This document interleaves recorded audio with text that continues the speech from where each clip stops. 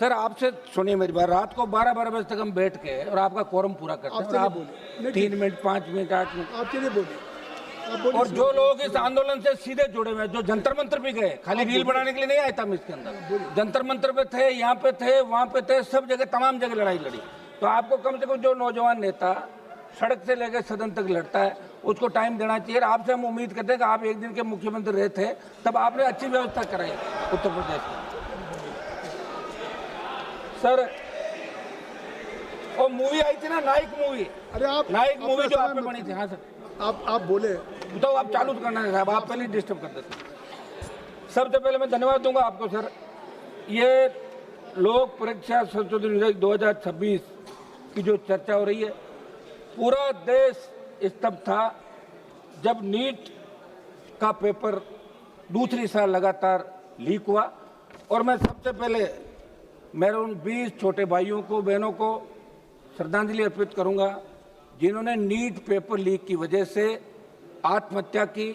इस सिस्टम को ठीक करने के लिए हम सबकी जवाबदेही है, लेकिन इन बच्चों ने अपने आप जंतर मंतर पे बिना किसी पार्टी के झंडे के, बिना किसी नेताओं का आशीर्वाद के एक हिंदुस्तान को बदलने का प्रयास किया। मैं स्वयं मौके पे गया था सभापति जी, राजस्थान के अंदर भी बहुत से प्रदर्शन हुए और पेपर लीक की घटनाएं चाहे किसी भी सरकार के समय रही, चाहे किसी भी राज्य के अंदर रही, हम सबकी जिम्मेदारी बनती है कि पेपर लीक नहीं होने चाहिए।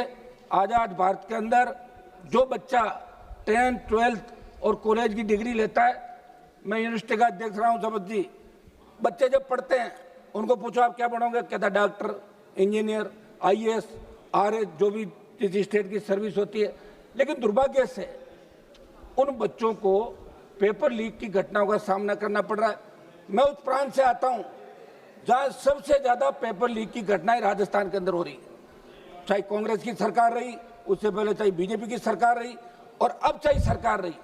अब तो यह दुर्भाग्य है कि OMR सीट का जो घोटाला वहां पे हुआ है, वो यूपी की एक फर्म जिसको उत्तर प्रदेश के अंदर ब्लैक लिस्ट किया, वो पिछले 10 साल से लगातार पेपर लीक से भी ज्यादा OMR सीट के अंदर घोटाला घपला हो रहा है। पेपर लीक को तो पकड़ लोगे, उसको कैसे पकड़ोगे? ये राजस्थान के अंदर उस कंपनी को ठेका दिया जो उत्तर प्रदेश के अंदर ब्लैक लिस्ट थी। तो ये कौन दे रहा है, ये काम कौन कर रहा है, इसकी जांच भी होनी चाहिए। सभापति जी, नीट के आयोजन से पहले CBSE इसका करती थी, नेशनल टेस्टिंग एजेंसी को आपने दिया।